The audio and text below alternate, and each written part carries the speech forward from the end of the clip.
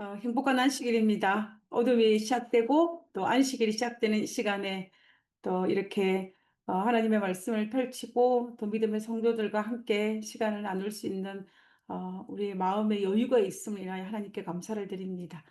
우리가 바쁘고 또 여러 가지 복잡한 것들이 많지만 그럼에도 불구하고 또 하나님을 기억하여 이 시간에 어, 이 자리에 또 마음을 합한 것은 하나님의 은혜가 아니면 불가능할 것이라고 생각합니다. 그래서 우리가 특별히 이 안식일에 감사한 마음이 제 마음속에 있는데요. 우리 이제 말씀을 우리가 한번 나눠보도록 하겠습니다. 오늘은 그 민수기 강의 세 번째 시간입니다. 오늘이 아마 민수기서에서 조금 난해하고 어려운 부분이 아닐까라는 생각을 해요. 우리가 첫 번째, 두 번째, 세 번째가 조금 난해했습니다. 그리고 이제 다음 주부터는 이제 우리가 익히 잘 알고 있는 어떤 사건들로 이제 넘어가는 부분이에요. 우리가 지금까지 1장부터 10장까지에 있는 이 부분들은 우리가 그렇게 잘 다루지 않고 어떤 율법적인 문제고 또 어떤 그 뭐라 그럴까요? 그 룰이라 그럴까요? 그런 것들 부분이었기 때문에 우리가 어떤 잘 들어도 읽어도 머릿속에 기억되지 않은 부분들이 많이 있었는데 이 다음 시간부터는 우리가 익히 알고 있는 사건들 다룰 것이기 때문에 우리가 조금 쉽지 않을까라는 생각을 하게 됩니다. 그러나 이제 오늘은 이 민수기 세 번째 시간이기 때문에 우리가 또 이렇게 조금 난해하기는 하지만 그렇지만 한번 정리를 해보고 넘어가는 게 좋을 것 같습니다. 제가 지난번에 말씀드렸던 것처럼 민수기 1장부터 10장까지는 이스라엘 백성들이 시내산에서 머무르고 있다가 이제 그 가나안을 향해 출발하기 전에 준비할 것들에 대해서 하나님께서 특별히 명령한 부분을 기록한 것이라고 말씀을 드렸습니다. 그래서 1장부터 10장까지는 이스라엘 백성들이 시내산을 출발하기 전에 이제 우리가 이스라엘 백성들이 애굽을 하여서 시내산까지 올 때까지는 한마디로 말하면 중구난방으로 왔어요. 어떤 것이 정돈되지도 않았고 어떤 것이 세들되지 않았다는 거죠. 그런 상태에서 시내사 도착을 하여서 여기에서 1년가량 머무른 동안 이제 모든 것을 재정비합니다. 하나님께서. 우리가 익히 알고 있는 시내산 언약부터 시작하여서 그리고 또 성막을 짓고 그리고 이스라엘 백성들의 12지파별로 어떻게 텐트를 치고 어떻게 할 것이고 모든 율례와 율법들을 이 1년 머무는 동안 하나님께서 이스라엘 백성들에게 제공하셨습니다. 한마디로 말하면 그 기간은 어떤 기간이냐면은 모든 것들을 조직화하는 기간이라고 볼 수가 있어요. 특별히 민수기 1장부터 10장까지는 이제 그 가나안을 향해 출발할 때 그때 필요한 것들에 대해서 이제 정리하고 있는 것이 1장부터 10장까지입니다. 그래서 우리가 이것이 복잡하기 때문에 우리가 머릿속에 기억하기 쉽게 정리를 한번 해보면요. 첫 번째는 1장부터 4장까지 이스라엘 백성들이 출애굽할 진영, 12지파가 진영들을 어떻게 정비할 것인가에 대해서 기록하고 있습니다. 그다음에 두 번째는 이 이스라엘의 240만 명이나 되는 레위인들과 이 이스라엘 백성들 전체가 하나님 백성으로 하게 됐으면 거룩이 굉장히 중요한 부분이었습니다. 그래서 그들의 그 외적인 것은 이미 정비를 했고 이제 내적인 것을 다루고 있는 것이 이스라엘 백성의 거룩 파트입니다. 그분이 5장부터 9장까지에 있는 내용인 걸 볼 수가 있어요. 그래서 우리가 지난주에 살펴봤던 것은 무엇이었냐면 이스라엘 진영의 거룩이었습니다. 5장과 6장을 통해서 이스라엘 백성들이 그 진영에서 어떻게 거룩할 것인지를 살펴보았습니다. 그래서 여기에서는 우리가 하나님께 예배드리는 자로서 하나님 앞에서 우리가 어떻게 거룩할 것인지 그럴 경우에는 부정한 자들은 진영 밖으로 내쫓아라 그랬습니다. 그리고 두 번째는 사람과 사람 사이에 우리가 막힌 담이 없이 거룩하게 하기 위해서는 우리가 지은 죄가 있으면 자복하고 그에 대한 배상을 해줘라고 했습니다. 그리고 이 가정의 거룩을 위해서 우리가 지난주에 좀 장기간 살펴보았던 의심의 소재에 대한 것들을 우리가 이 부분을 살펴보았습니다. 오늘은 이 7장과 8장과 9장에 넣어 있는 족장들이 이제 성소 봉사를 위해서 예물을 드리고 그다음에 이 레위인들을 성별, 거룩하게 하고 그리고 이제 두 번째 유월절을 지키는 장면을 우리가 이 시간 한번 살펴보도록 하겠습니다. 자, 그러면 첫 번째는 뭐냐면 족장들이 예물을 드리는 부분입니다. 여기서 우리가 한번 성경 본문을 살펴보겠습니다. 민수기 7장 1절입니다. 모세가 장막 세우기를 끝내고 그것에 기름을 발라 거룩히 구별하고 또 그의 모든 기구와 제단과 그 모든 기물의 기름을 발라 거룩히 구별한 날에, 여기서 우리가 정리를 한번 해야 될 것이 뭐냐면요. 모세가 장막 세우기를 끝낸 그날이 언제인지를 봐야 돼요. 그러니까 그래야만 이게 우리가 민수기서를 읽어보면 민수기의 모든 그 구성이 시간적인 순서별로 구성되어 있는 것이 아니에요. 그래서 어떤 경우에는 이 앞으로 갔다가 뒤로 왔다가 왔다 갔다 해요. 그렇기 때문에 우리가 그러면 모세가 장막 세우기를 끝냈다는 것은, 그러면 민수기 시대 때에 이 장막 세우기를 끝낸다라고 생각하면 안 되는 것입니다. 그래서 그러면 이게 언젠가를 살펴봐야 되는데요. 우리가 이 모세가 장막 세우기를 끝난 날이 언제 살펴보면 출애굽기 40장 17절에 보면 둘째 의 첫째 달에 성막을 세웠다라고 되어 있습니다. 그 말은 무슨 말이냐면 출애굽한 지 2년 1월 1일 날 성막이 완성됐다는 이야기예요. 그렇기 때문에 우리가 보면 모세가 장막 세우기를 끝냈던 날은 출애굽 2년 1월 1일이 되는 것입니다. 그때 장막을 세우고 난 다음에 기름을 발라서 성막을 거룩하게 했습니다. 그리고 난 다음에 이거는 그러니까 한마디로 말하면 출애굽 시내산, 그렇게 말씀을 출애굽 시대 때 출애굽기에 있는 그 시대에 해당하는 기간인 것을 볼 수가 있어요. 그래서 이제 그런데 그때에 2절에 보면 이스라엘의 지휘관들 곧 그들의 조상의 가문의 우두머리요 그 지파의 지휘관들이 그 감독된 자들이 헌물을 드리는 장면이 등장하는 것입니다. 이거는 민수기 시대예요. 기름, 그러니까 민수기 7장 1절은 출애굽기에 있는 시대이고, 그 다음에 민수기 7장 2절은 민수기서에 나오는 시대인 것입니다. 그래서 이 공간이 길어요. 긴 것을 볼 수가 있습니다. 자, 그러면 이 감독자들이 이제 예물을 드립니다. 예물을 드리는 장면이 등장하는데 제일 먼저 이스라엘의 12지파 중에서 누가 먼저 드냐면 유다 지파 암미나답의 아들 나손이 드려요. 나손이 드립니다. 이 나손이 첫째 날에 하나님께서 명령하시기를 매일 하루에 한 지파씩 예물을 드리라 그랬어요. 이게 첫째 날에는 어느 지파가 드리냐면 제일 먼저 장자 직분을 받은 이 유다 지파가 드립니다. 유다 지파가 드리는데 그 예물의 종류를 한번 보겠습니다. 좀 길기는 하지만 한번 읽어보겠습니다. 그의 헌물은 그가 누구냐면 유다 지파의 헌물이죠. 그 족장의 헌물입니다. 그의 헌물은 성소의 세겔로 130세겔의 무게의 음반 하나와 70세겔의 무게의 은발이 하나라. 이 두 그릇에는 소재물로 기름 섞은 고운 가루를 채웠고, 가루 채웠습니다. 그 다음에 또 13개 무게의 금그릇 하나라. 그것에는 향을 채웠고, 그 다음에 또 번제물로 숫송아지 한 마리와 수양 한 마리와 1년 된 어린 수양 한 마리며, 그리고 속죄 제물로는 숫염소 한 마리며, 그리고 화목제물로 소 2마리와 수양 5마리와 숫염소 5마리와 1년 된 어린 수양 5마리라. 이는 암미나답의 아들 나손의 헌물이었더라. 복잡하죠. 헌물을 많이 드렸습니다. 그래서 이걸 갖다 제가 그림으로 한번 찾아봤는데 그림은 이렇게 보이는 거예요. 그러니까 결과적으로 이 한 지파가 예물을 드릴 때는 이 정도 양을 드렸습니다. 작은 숫자는 아니죠. 누가 드렸냐면 한 지파의 족장이 드린 거예요. 족장이 드린 것입니다. 족장이 드린 것을 볼 수가 있는데요. 우리가 여기에서 특이한 것을, 우리가 민수기 7장을 읽으면서 특이한 것을 볼 수가 있습니다. 하나 발견할 수가 있는데, 그건 뭐냐면, 첫 번째는 매일 한 지파씩 드리는 것이고, 두 번째는 각 지파별로 드리는 헌물의 그 목록들을 보면 똑같아요.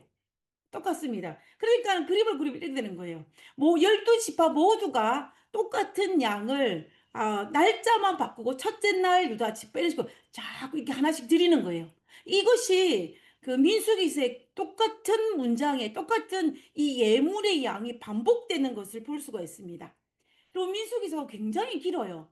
민수기 7장이 굉장히 깁니다. 7장이 몇 절까지 있냐면 89절까지 있어요. 길죠. 89절. 어마어마합니다.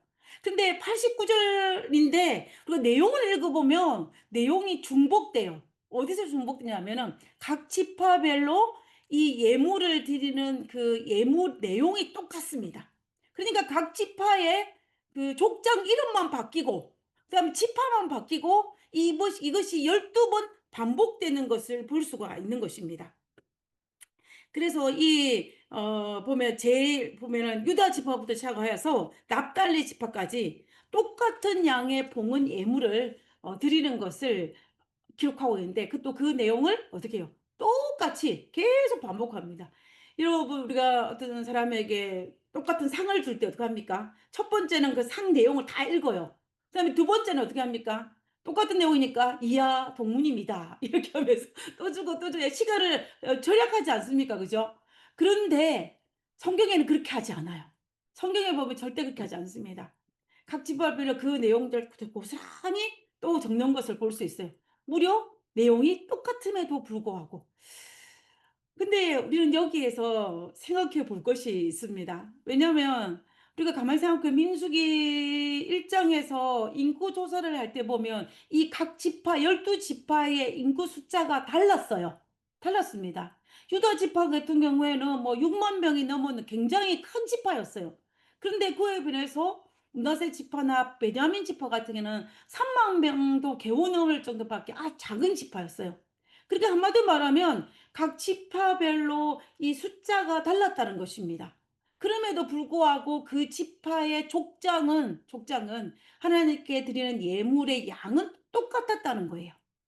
우리가 알지는 못하지만 이 각 지파의 족장들이 경제적 상황이 똑같았다라고 볼 수 없을 것입니다. 그럼에도 불구하고 그들의 형편이 경제적으로나 어떤 거나 상관없이 똑같은 헌물을 드렸는 것을 우리는 여기에서 볼 수가 있어요. 우리는 여기에서 이 양이 똑같은 걸 봤을 때요. 보면은 우리가 공평하다는 생각이 들지 않지 않습니까? 우리가 보면 월급도 보면 모든 사람 월급은 그 살고 있는 거주지의 생활적인 형편에 따라서 월급의 양이 달라지는 것이 있습니다. 그래야만 그 살 수 있기 때문에. 그런데 그렇기 때문에 그런 형평성의 문제예요. 공평한 것이죠. 근데 여기에 있는 이 족장들은 그런 것들, 경제적인 상황이나 이런 것들을 전혀 고려하지 않고 똑같은 양의 예물을 드리게 했습니다. 그래서 우리는 그 이유에 대해서 한번 살펴볼 필요가 있는데요. 그 이유는 무엇이냐면은 이 성막에 드리는 예물이지 않습니까? 성막은 하나님 앞에 나아갈 수 있는 특별한 장소이기 때문에 이스라엘 백성들에게는 굉장히 큰 의미가 있었습니다.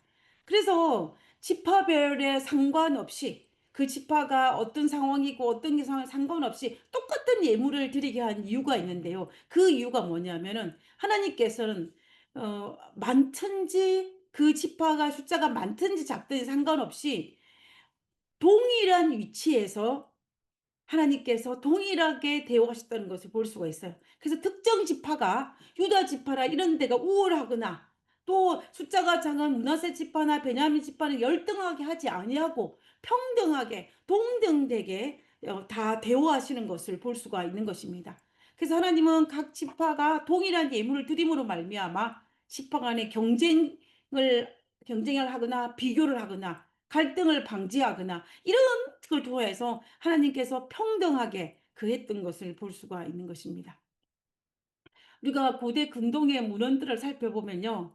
이 왕에게 그 각 부족이나 어떤 지역의 대표가 헌물을 바치거나 아니면 또 신전 봉헌식에 때에 어떤 예물을 바칠 때에도 동일한 봉헌 예물을 드렸다라는 기록이 있습니다. 이런 기록을 볼 때는 저는 민수기 7장에서 기원하지 않았나라고 생각할 정도입니다. 그래서 어찌되었든지 간에 하나님께서는 동등된 12지파에게 동등되게 하기 위해서 이렇게 했다는 것을 볼 수가 있습니다.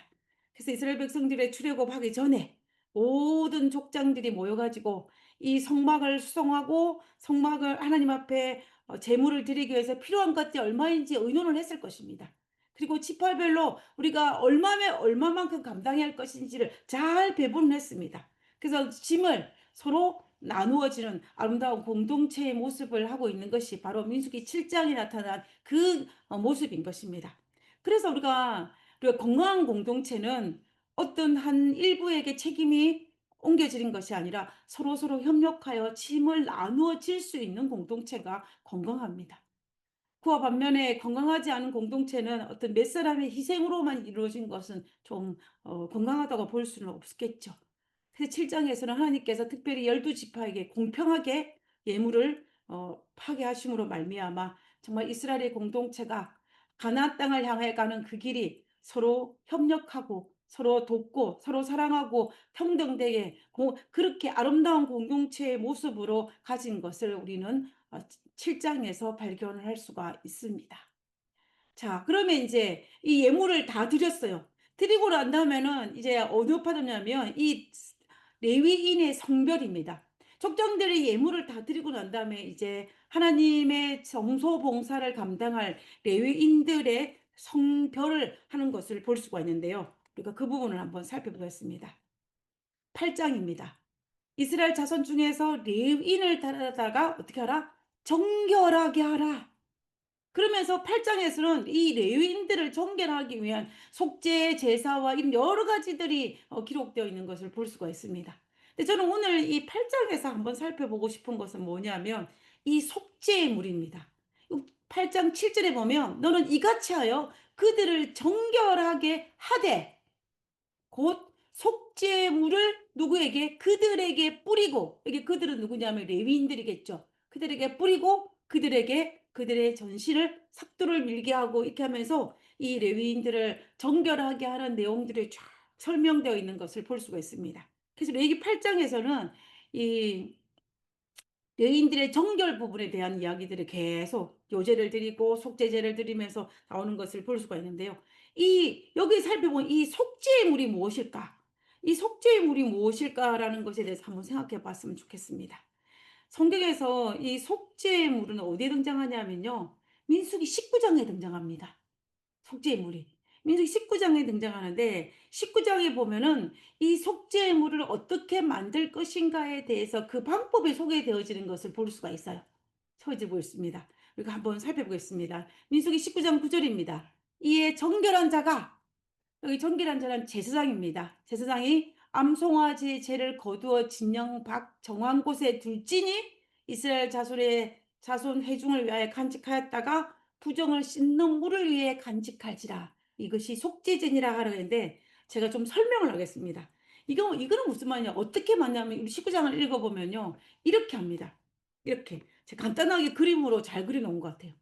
이거는 어디서 시작되냐면 이 그림에서 하나 잘못된 것을 보면 약간 이 그림에 송아지를 태우는 게 번제단처럼 되어 있는데 그것이 아니고 어디 진영 밖에서 태웁니다. 붉은 암송아지 아주 흠이 없고 멍에도 매지 아니하고 온전한 붉은 암송아지를 제사장이 진영 밖에 이스라엘 12지파가 텐트를 치고 있는 그 진영 밖으로 끌어내어서 그곳에 불을 사릅니다. 불을 살면 어떻게 되겠습니까? 죄가 남겠지요.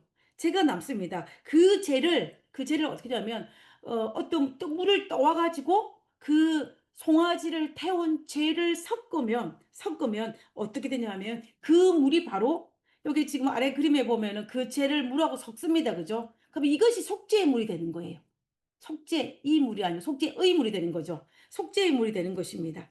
속죄의 물이 되는데 이 속죄의 물이 되면은 만약에 어떤 사람이 부정하게 되었거나 또 어떤 사람이 어떤 시체나 죽음을 만졌거나 여러 가지 이유로 부정하게 되었을 때는 제사장이 정결케 하는 이 속죄의 물을 어디에 묻혀서 우슬초에 묻혀가지고 뿌립니다. 뿌려요. 그렇게 되면 어떻게 되냐면은 그 사람이 정결하는 것입니다. 이게 정결의 의식이에요. 우리가 이것이 여기저기 등장하는 것을 볼 수가 없는데요. 만약에 이런 속죄의 물을 묻혀서 우슬초로 뿌리지 아니하면 어떻게 되냐면은 민수기 19장 13절에 보면 누구든지 죽은 사람의 시체를 만지고 자신을 정결하게 하지 아니하는 자는 여호와의 성막을 더럽힙니다. 그가 이스라엘에서 끊어질 것은 정결하게 하는 물을 속죄의 물이죠. 정결한 물을 그에게 뿌리지 아니하였으므로 깨끗하게 되지 못하고 그 부정함이 그대로 있느니라.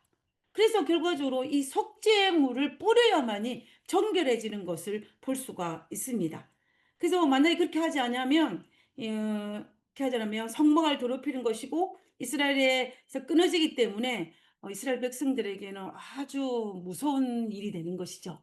그래서 결과적으로 우리가 이 모든 것들을 살펴볼 때는 뭐냐면은 이 정결의 물, 또 이런 것들이 굉장히 필요한 것입니다. 그것을 가지고 성소를, 이 제사장을 정결케 하는 작업이 민수기 우리가 8장에 등장하는 것을 볼 수가 있습니다.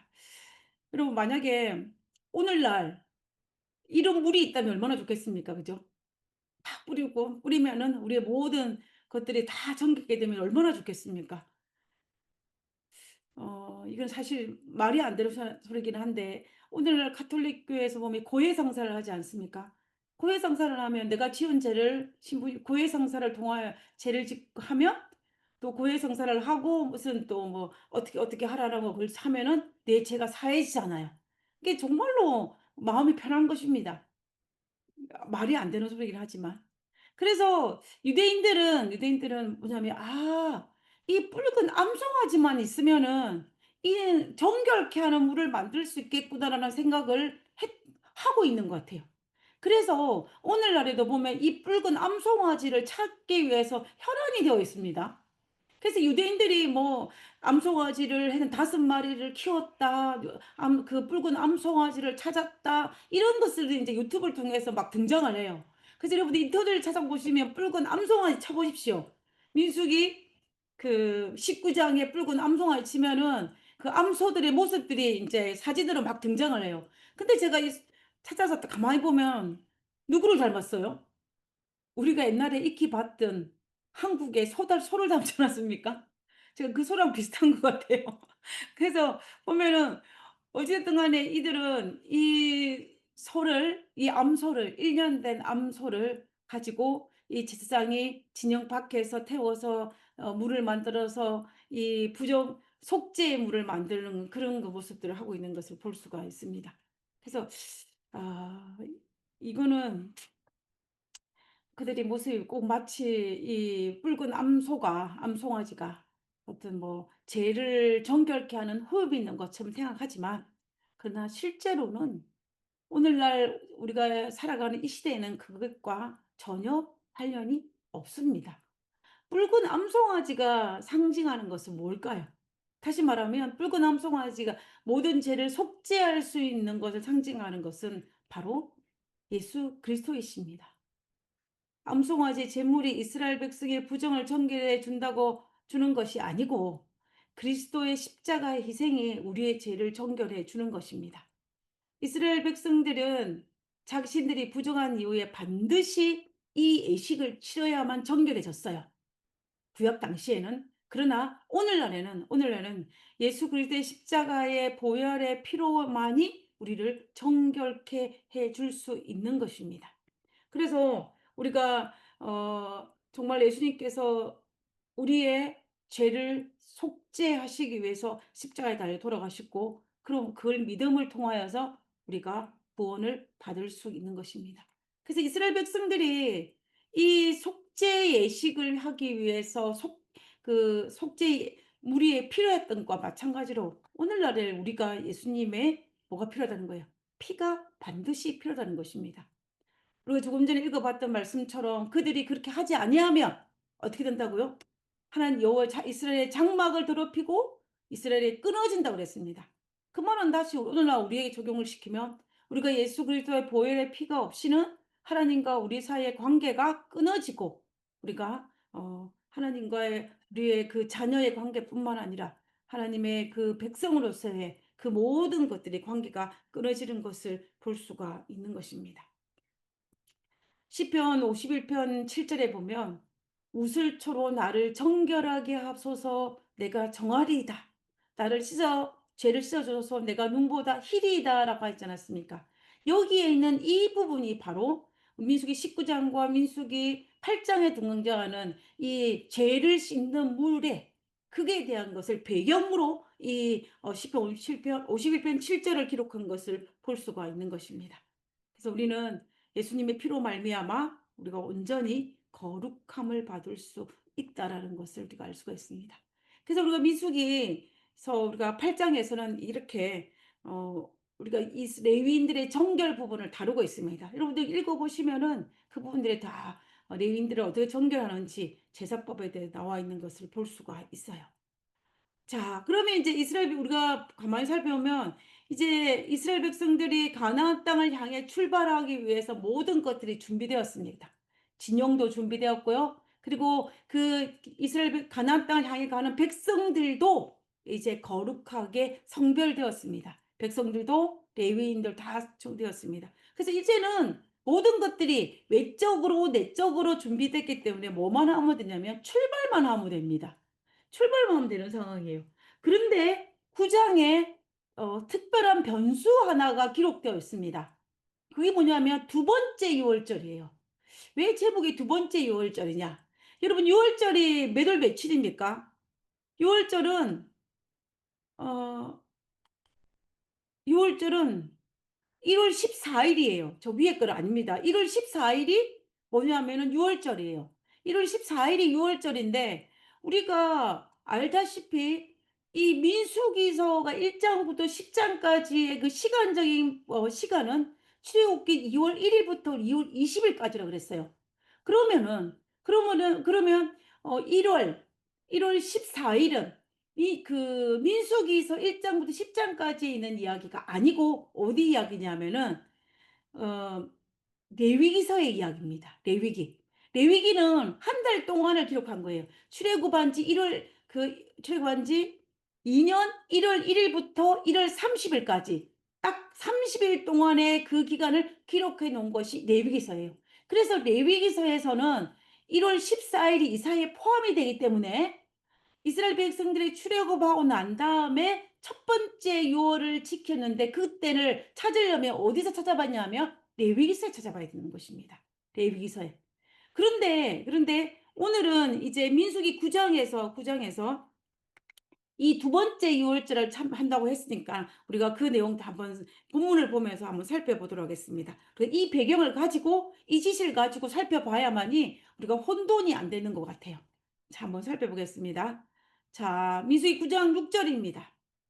그때에 그때 그때가 언제냐면 우리가 민수기 9장 1절부터 5절까지는 6월절에 지키는 이야기가 나와요.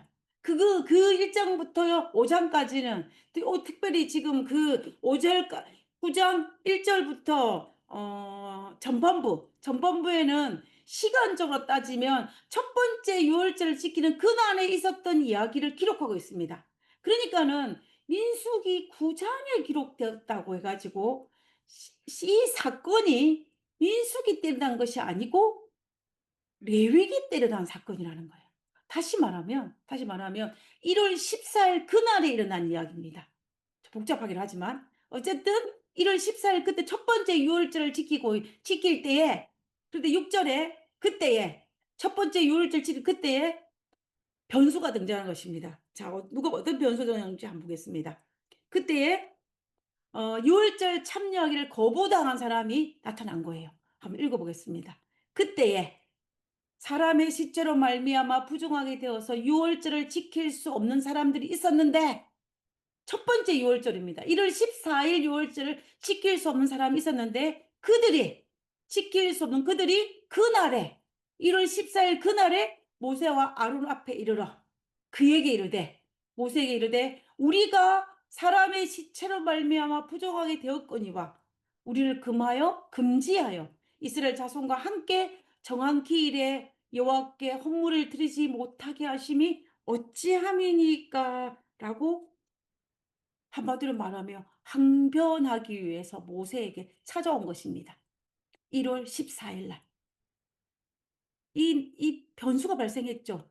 하나님께서 이스라엘 백성들에게 모든 백성들은 유월절을 지키라고 했습니다. 이스라엘 백성들은. 그 이방인들 중에서 또 할례를 행하고 한 사람들은 또 어떻게 했어요? 유월절을 지키라고 그랬습니다.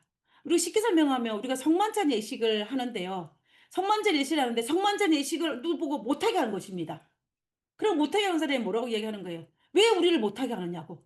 지금 항변하고 있는 장면이 바로 이 장면인 것입니다. 근데 그 못하게 한 이유가 뭐냐면 사람의 시체로 말미암아 부정하게 되었기 때문에 거예요. 우리가 민수기 5 장에 보면 사람 잠깐요, 사모님. 이게 그 유월절이 그 그 홍해를 건너기 전에 건너기 전에 지켰던 유월절이 있잖아요. 마지막에 문설방에 발랐던 거. 이 마지막 열재앙이잖아요. 열재앙 예. 시까지는 그거는 유월절로 카운트 안 합니까, 그러면? 뭐 카운터 할 그 수는 할 수도 나와 있지. 가지고 첫 첫째 날 번째. 열 정월 첫째 날 열넷째 지킨 거 첫 번째예요. 그죠? 예. 이거는 그러면 지금 이거는 출애굽하고 난 다음에 첫 번째로 지키는 유월절이에요. 예, 그니까 그게 첫 번째라 그러면 네. 그전에 유월절을 했던 거는 그러면 그게 카운터가 안 되냐. 우리가 마지막 홍해를 건너기 전에 모든 걸 정결하게 하고 그리고 홍해를 건너왔잖아요. 음 그렇죠? 그다음에 지키라고 한 거가 이거란 말이에요. 네네. 건너와서. 우리가 보면은 이 애굽에서 지킨 유월절을 첫 번째 유월절에 말하는 경우도 있어요. 네네네. 하나요. 네. 그래서 네. 상관없습니다. 그리고 아. 맞아요. 그래서 우리가 보면 그 순서적으로 따진다면은 우리가 보통은 뭐 어떻게 이야기하냐면은 이스라엘 애굽에서 탈출하기 전에 했던 그때를 첫 번째 유월절이라 그러고 이거를 출애굽하고 난 다음에 첫 번째 유월절이라 그러는 거예요. 그 똑같은 거죠. 그래서 따지면은 뭐 두 번째라고 해도 상관이 없습니다. 근데 어찌 됐든 간에 출애굽하고 난 다음에는 첫 번째이기 때문에 이렇게 말하는 거고 뭘 뭐 두 번째 그래도 상관이 없는 것 같아요. 우리가 어쨌든 우리가 유월절을 지키는 그 첫 번째인 거는 애굽에 지킨 거는 그것도 유월절 지킨 건 맞습니다. 틀린 게 아니에요. 맞아요. 맞습니다. 하여튼 감사합니다. 자, 그래서 이제 그런데 오케이. 근데 그들이 이제 그걸 못 참석하니까는 찾아온 거예요. 근데 우리가 민수기 5 장에서 부정케 된 자는 어떻게 하면 진 밖으로 내보내라 그랬지 않습니까? 그 진 밖에 내보냈기 때문에 어떻게 해요? 때문에 유월절엔 참석을 못 하는 거예요. 그리고 레위기서에 또 말이 있습니다. 만일 몸이 부정한 자가 여호와께 속한 화목 제물의 고기를 먹으면 그 사람은 자기 백성 중에 끊어질 것이라 그랬어요. 그래서 먹으면 안 돼요. 내가 부정한 상태에서 화목 제물의 고기를 먹게 되면은 끊어지는 것입니다. 그렇기 때문에 이 끊어진다는 것은 뭐예요? 이스라엘 백성들의 회중에 참여할 자격도 박탈되는 것이고 그리고 구원의 반열에서 오늘날 우리말로 하면 뭐예요? 구원의 반열에서 제거되는 거, 배제되는 것입니다. 그렇기 때문에 부정한 상태로 화목 제물을 먹을 수 없기 때문에 아마도 그 당시에 지도상들은 유월절 행사를 참여하지 못하게 금지했겠죠. 그래도 진영 밖에 내보냈기 때문에. 근데 또 당사자는 어때요? 당사자는 하나님께서 유월절 행사를 참여하라고 했기 때문에 모든 이스라엘 백성들은 참여하고 싶죠. 참여하고 싶어질 것입니다. 그래서 그분들이 흥분된 상태로 모세와 아론을 찾아온 것입니다. 그래가지고 하는 말이 뭐예요? 우리로 이렇게 하지 못하는데 그러면서 마지막에 그렇게 해요. 여호와께 헌물을 드리지 못하게 하시면 어찌함이니까. 자, 이렇게 했을 거니까 아마 분위기가 그렇게 좋지는 않겠죠. 여기 보면 사람들이 왔다고 했습니다. 한 명이 온 게 아니에요. 들이라 복수형으로 썼습니다. 6절에 보면. 그러니까 아마도 많은 사람들이 여러 가지 이유로 240만 명이나 되기 때문에 아마 이런저런 이유로 부족한 된자가 있었겠죠. 그들이 그때에 찾아와 가지고 모세에게 나도 유월절 행사를 참여하고 싶다. 이렇게 하는 거고 하는 장면이 바로 이 장면이에요. 우리가 왜 우리를 금지하지 못하게 하면 어떻게 하느냐. 근데 사실은 그들도 그럴 거예요. 그렇게 말을 하면서도 내가 부정한 상태로 예물을 먹지 못한다는 걸 그들도 알았을 것이고 그래서 어떻게 해야 될지 잘 모르는 상태에서 방법을 강구하기 위해서 모세를 찾아왔을 것입니다. 자, 이때 모세가 어떻게 하느냐 하면 모세가 어찌할 바를 몰랐어요. 모세가 답을 몰랐습니다. 이것을 우리가 보면 하나님께서 이스라엘 백성들 유월절에 참여하라 그랬고 모두가 그리고 또 부정한 자는 진 밖으로 내보내라 그랬고 또 부정한 상태에 헌물을 먹으면 안 되고 그러니까 모세가 어찌해야 할 바를 잘 몰랐던 거예요. 그리고 우리가 민수기 19장 11절에 시체를 만지지 않은 7일 동안 부정한다 그랬는데 그 기별도 아직 받지 못한 상태였기 때문에 모세가 어찌할 바를 모르는 상태에서 모세가 어떻게 하냐면 9장 8절에 모세가 그들에게 이르되 기다리라. 한마디로 말하면 내가 모르겠다는 것입니다. 나는 이런 경우에 어찌할 바를 모르겠는데 기다려라. 여호와께서 너희에 대하여 어떻게 명령하시냐 내가 들어보리라. 내가 들으리라. 하나님께서 어떻게 말씀하시니 내가 들으리라 그랬습니다. 이 말에는 뭐예요? 하나님께 여쭈어 보겠다는 말이 여기에 포함이 되어 있는 것을 볼 수가 있죠. 저는 이 모습을 보면서 모세가 참으로 겸손한 사람 같아요. 우리가 이 흥분한 백성들이 와 가지고 막 아우성 칠 때는 어떻게 해요? 모세가 자기의 무슨 생각을 가지고 어떤 대안을 해 줘야만 이 흥분한 군중들을 잠재울 수 있을 거라 생각하는데 모세는 그렇게 하지 않습니다. 모세는 그렇게 하지 아니하고 기다리라고. 하나님께서 어떻게 말씀하시는지 내가 들어보고 여쭤보고 그 대답이 올 때까지 기다리자라고 이야기하는 것입니다. 우리는 이 모습을 통하여서요. 아주 놀라 그 어떤 삶의 지혜를 배울 수 있는 것 같아요, 신앙에 있는 모습. 이 기다리는 시간을 가지는 지도자의 이 모세의 입장은 어떻습니까? 모세의 입장에는 하나님께 기도할 수 있고 기도할 시간, 그다음에 하나님의 뜻을 기다리는 시간을 확보할 수가 있습니다. 그죠? 그리고 또 특별히 흥분한 이 이스라엘 백성들은 뭐예요? 이 기다리는 시간 동안 자기 자신 흥분된 마음을 가라앉히고 컴다운할 수 있는 시간을 확보할 수가 있는 거예요. 확보할 수가 있는 것입니다. 그래서 그렇기 때문에 지도자에게도 그리고 백성들에게도 이 시간은 정말로 필요한 시간인 것을 볼 수가 있습니다. 그래서 지금 당장 답을 받고 싶고 해결하고 싶지만 때로는 잠잠히 기다리고 그 기다리는 그 시간을 통해서 그 시간을 하나님께 드림을 통해서 하나님께서 일하시도록 내어 드린 시간이기 때문에 우리는 참 이 시간이 필요한 것입니다. 근데 참 우리는 그 시간을 기다리는 것이 쉽지만은 않아요. 그러나 그 시간이 정말로 가장 좋은 시간인 것을 우리는 살아가면서 점점 많이 느끼는 것 같습니다. 구약의 많은 믿음 독들이 이 기다림의 시간을 잘 확보한 사람들이에요. 아브라함은 하나님의 약속을 믿고 이 가나안 땅에 돌아와서 그 긴 시간을 기다렸지 않습니까? 그러나 그 기다림의 시간을 마치고 난 다음에 하나님의 그 약속을 하나님 보시기에 가장 적합할 때 응답하셨어요. 그리고 어쩌면 이스라엘 백성들의 광야 40년도 기다림의 시간일 것입니다. 그 기다림의 시간을 잘 보낸 사람들은 약속의 땅을 바라볼 수 있었을 것입니다. 그리고 우리가 하박국 선지자를 볼 때 이 묵시가 정한 때가 있나니 하나님께서 기다리라 그랬습니다. 하나님의 뜻하신 시간이기 때문에 기다리라는 것입니다. 이스라엘 백성들이 바벨론에 포로 잡혀갔을 때 그들은 다니엘도 에스겔도 하나님의 약속을 받고 그 포로된 땅에 있을 때에 그들은 하나님께서 약속한 정한 때를 기다리고 있었습니다. 기다리고 있었어요. 그리고 우리는 이런 모든 것들을 살펴볼 때 수많은 믿음 유족들이 이 기다림의 신학을 잘 보낸 사람들은 끝까지 믿음으로 승리할 수 있었습니다. 그러나 그와 반면에 이 기다림의 신학을 잘 못한 사람들은 신앙을 잘 못한 사람들은 중간에 섣불리 자신의 생각대로 자신의 의견대로 함으로 이 말미암아 일을 그르치는 것을 볼 수가 있다는 것입니다. 그래서 이 기다림의 신앙은 우리에게 어쩌면 참으로 힘든 것은 사실이지만 그러나 우리가 확실한 응답을 받을 수 있는 비결 중에 하나라는 것을 우리가 알 수가 있습니다. 우리가 민수기 9장에서 이 기다리라라고 말했던 이 모세, 기다린 이 모세에게 하나님께서 응답하셨습니다. 그것이 뭐냐면 이거예요. 여호와께서 모세에게 말씀하여 이르시되 9장 9절, 10절 이스라엘 자손에게 말하 이르라 너희가 너희 중에 시체로 말미암아 부정하게 되든지 아니면 먼 여행 중에 있다 할지라도 다 요 앞에 마땅히 유월절을 지키라. 모든 이스라엘 백성들이 유월절을 지키라고 명한 그 말씀에 합당한 원칙입니다.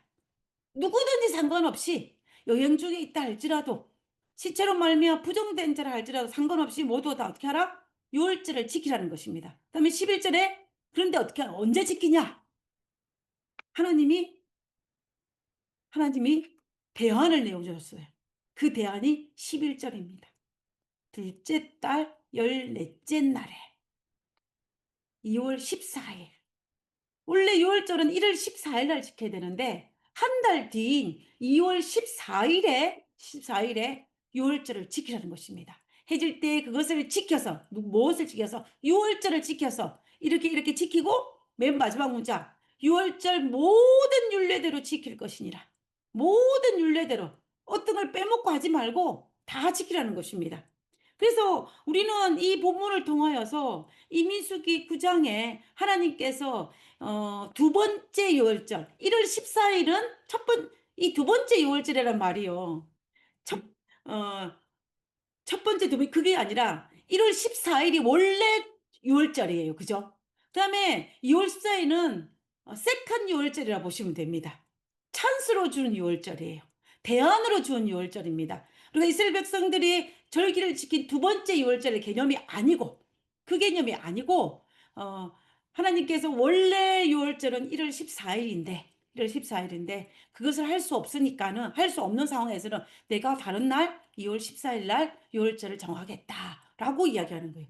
우리가 보통 생일이 1월 14일이 제 생일이라고 예를 들어서 합시다. 생각하면 1월 14일 생일 잔치를 한다고 쳐요.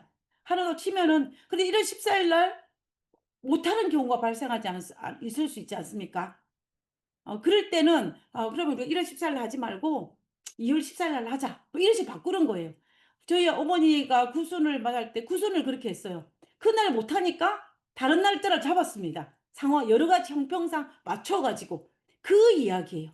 그래서 하나님께서 이스라엘 백성들이 우선 상황이 발생했을 때에는 1월 14일 날 못 지키면은 2월 14일 한 날 그들이 그 안식일을 아니 6월절을 지키게 했습니다.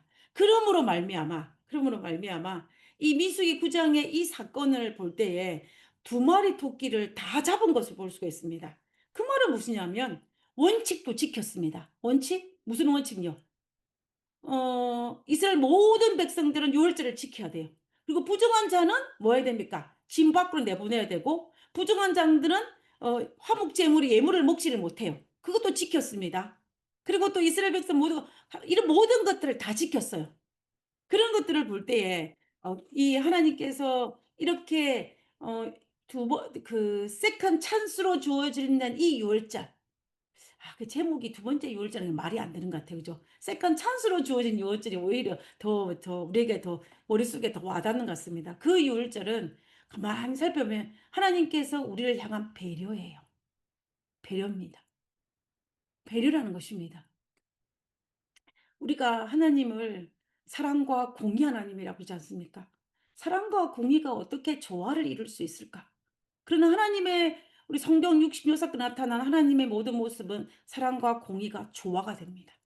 이 민수기 등장하는 이 세컨 찬스로 주어진 이 유월절도 배려와 하나님의 사랑의 배려와 그리고 원칙을 정확하게 잘 지킨 것을 우리가 발견할 수가 있다라는 것입니다. 그래서 하나님은 원칙도 지키고 사랑의 배려도 하는 이런 모습들을 우리가 볼 수가 있어요. 우리가 성경에서 1월 14일 날 유월절을 지킬 수 없는 상황이 발생했을 때에 한 달 뒤인 2월 14일 날 유월절을 지킨 예가 성경에 있습니다. 그때가 언제냐면 역대하 30장에 등장해요. 30장에. 히스기야 왕 때 등장합니다. 히스기야가 왕이 오고 난 다음에 어느 정도 한 10 몇 년이 지났어요. 대략적으로 한 14년 정도 지났다라고 우리가 봅니다. 그때 이제 어느 정도 이제 나라가 튼튼해지고 이런 부흥해지고 북방 이스라엘은 멸망을 했어요. 이런 상황에 있을 때 히스기야가 어떻게 했냐면 내가 그동안 지키지 못했던 유월절을 회복해야 되겠다라는 생각을 가지고 이제 유월절을 지키러 결심을 합니다. 그 장면이 역대하 3장에 등장해요. 예루살렘 여호와의 전에 와서 이스라엘 하나님 여호와를 위하여 유월절을 지키라 하니라. 누가 말했냐면 히스기야 왕이 말했어요. 지키라 하니라. 그래서 이제 그러면서 그 당시에는 북방 이스라엘이 망했기 때문에 이 보발꾼들을 이 히스기야 왕이 보발꾼들을 보내가지고 오늘 같으면 카톡을 딱 보내면 다 될 텐데 그때는 못하니까는 이제 보발꾼 사람을 보내가지고 북방 이스라엘 땅까지 다 보냅니다. 다 보내서 이제 유월절을 지키려고 결심을 하고 초청을 하는 거예요. 그런데 변수가 발생했어요. 어떤 변수가 발생했냐면 그동안 오랫동안 이 역대 왕들의 그 부정부패로 말미암아 지키지 못했기 때문에 이 히스기야 왕이 깨달았을 때는 시간이 촉박한 거예요. 얼마 남지 않은 것입니다. 그런데 1월 14일 날 지키려고 하니까는 시간이 너무 촉박한 거예요.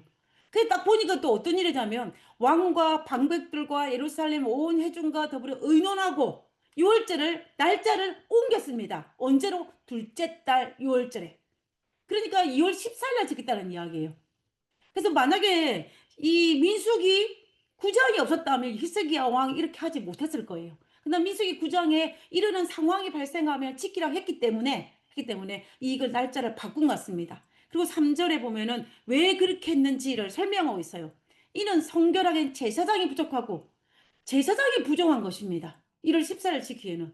그 모든 예식을 진행할 제사장이 부정한 성결하게 한 제사장이 부족하고 백성도 예루살렘에 모이지 못함으로 북방 이스라엘 저 위까지 있기 때문에 그 예루살렘 성전가 여기 오는 데는 시간이 촉박함으로 때문에 날짜를 2월 14일로 바꿔가지고 이제 절기를 지킬 것이라 라고 하고 있는 장면이 여기에 등장하는 것을 볼 수가 있습니다. 우리가 3절에 보면 이렇게 우여곡절 끝에 고발꾼들이 갔지만 북방의 사람들이 어떻게 했어요? 비웃었다라 그랬습니다. 말도 안 된다고. 그러나 그렇지만 소수의 북방의 사람들이 내려와서 요일절을 지켜요. 요일절을 지킵니다. 지키는 모습이 등장합니다. 유다의 온 회중과 유다에서 온 회중. 그 누굽니까? 유다 지파 사람들과 베냐민 지파 사람들과 제사장들과 레위 사람들과 이스라엘. 여기서 이스라엘은 북방 이스라엘이에요. 북방 이스라엘에서 온 모든 회중. 많이는 못 왔지만 일부가 왔습니다. 우리가 성경을 보면 일부 사람들과 이스라엘 땅에 나온 나그네들과 유다에 사는 나그네들이 다 즐거워했으므로 26절 예루살렘에 큰 기쁨이 있었으니 이스라엘의 왕 다윗의 아들 솔로몬 때로부터 이러한 기쁨이 예루살렘에 없었더라 하면서 이 6월절을 날짜를 바꾸어 가지고 2월 14일 날 6월절 행사를 지키는 예가 히스기야 왕 때에 등장하는 것을 볼 수가 있습니다. 우리가 이 히스기야의 삶을 살펴보면요.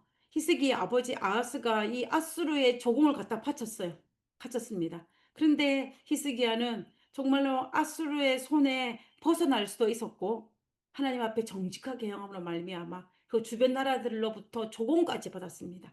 그래서 하나님의 원칙과 그 배려에 대한 것을 잘 순종함으로 말미암아 이렇게 되는 것을 우리가 볼 수가 있는 것입니다. 그래서 하나님은 정말로 원칙이 하나님이시고 또 공의 하나님이시긴 하지만 우리의 상황과 우리의 형편과 우리의 모든 것들을 무시하시는 분이 아니라는 것입니다. 그래서 그 모든 것들을 배려하시고 우리에게 잘 맞는 합당한 것을 우리에게 주시는 것을 볼 수가 있는데요. 그래서 하나님의 그 사랑과 공의 하나님과 원칙과 배려 하나님이라는 것을 알 수가 있는 것입니다. 여러분 아디아포라 논쟁이라는 것을 들어보셨습니까? 아디아포라. 제가 이 이야기를 하고 마치기를 원하는데요. 이 아디아포라 논쟁이라는 말을 들어보셨는지 모르겠습니다. 이거는 뭐냐면 어떤 논쟁이냐면 그 19세기 종교개혁을 일으킨 그 시대 때 루터가 종교개혁을 일으키지 않았습니까? 루터가 종교개혁을 이렇게 세운 교회가 루터교회예요. 루터교회인데 이 루터교회 내에서 두 사람이 있었습니다. 이 멜랑히통이라는 사람이 있었고 다른 사람이 이 플라키오스라는 두 사람이 있었어요. 이 두 사람이 정말 이 루터교회 안에서 정말 많은 논쟁을 벌였었습니다. 어떤 논쟁을 벌였냐면은 우리가 알다시피 루터가 종교개혁을 일으킬 때는 오직 성경으로라는 그 슬로건을 내걸고 이 성경에 잘못된 것을 기획하면서 이 종교개혁을 일으키지 않았습니까? 그래서 이제 루터교를 만들었는데 이 그렇게 하다 보니까는 이 멜랑히톤이라는 사람과 이 플라키오스라는 사람이 성경에 기록되어지지 아니한 것들. 그러니까 한마디로 말하면 성경에서 어떻게 해야 될 답이 없는 것들. 이런 것들까지 정말 우리가 어디까지 계획해야 될 것인가를 두고 아주 디테일하게 서로 논쟁을 한 것입니다. 그래서 우리는 이게 본질적인 문제를 가지고 논쟁을 벌이는 게 아니고 비본질적인 것, 중요하지 않은 걸 가지고 논쟁을 하고 모습을 두고 우리가 아디아포라 논쟁이라는 것입니다. 그래서 우리가 아디아포라 논쟁을 뭐냐면 이래도 되고 저래도 되고 이렇게 해도 상관없고 저렇게 상관없는 것을 두고 서로 논쟁하는 것을 우리가 아디아포라 논쟁이라 그래요. 그것을 따와 가지고. 그래서 우리가 그런 쓸데없는 필요치 않은 논쟁을 하는 것을 아디아포라 그러는데 우리가 이런 것들에 대해서를 하지 말아야 한다는 것입니다. 그래서 우리의 모습 속에 하나님께서 우리를 향해서 원칙과 배려와 사랑과 공의가 공존한 상태로 하나님께서 우리를 대하시기 때문에 우리도 우리의 모습 속에서도 그런 모습이 아니라 어떤 정말 이래도 괜찮고 저래도 괜찮은 문제를 가지고 정말로 죽자서 싸우는 이 아디아포라 논쟁에 우리가 빠지면 안 된다는 것입니다. 그래서 우리가 이 하나님께서 우리를 배려하여서 이스라엘 백성들을 배려하여서 이 세컨 찬스로 주어진 이 두 번째 유을 주시는 하나님의 그 의도가 무엇인지를 우리가 생각해 볼 필요가 있는 것 같아요. 그래서 우리도 정말 하나님께서 이스라엘 백성들을 이 출애굽시키는 그 복잡하고 그 힘든 과정 속에 있음에도 불구하고 하나님께서 배려의 마음을 놓지 않았던 그 하나님의 사랑을 우리가 생각하면서 우리도 그런 하나님의 모습을 통해서 배려와 원칙을 가질 수 있는 우리 모두가 되었으면 하는 마음이 있습니다.